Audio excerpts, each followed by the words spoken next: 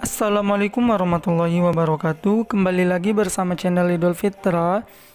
Seperti biasa teman-teman, di channel ini akan memberikan tutorial. Nah, kali ini akan memberikan tutorial cara melihat aplikasi yang pernah terinstall di aplikasi Play Store. Oke, sebelum masuk ke tutorialnya, langsung saja teman-teman masuk ke aplikasi Play Store. Nah, di sini teman-teman langsung saja di pojok kanan atas yang gambar akun itu diklik.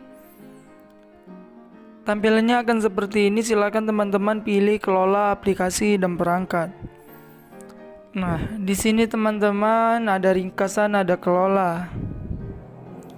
Silakan langsung saja teman-teman itu pilih yang ini, langsung ke kelola ini. Nah, ini dia.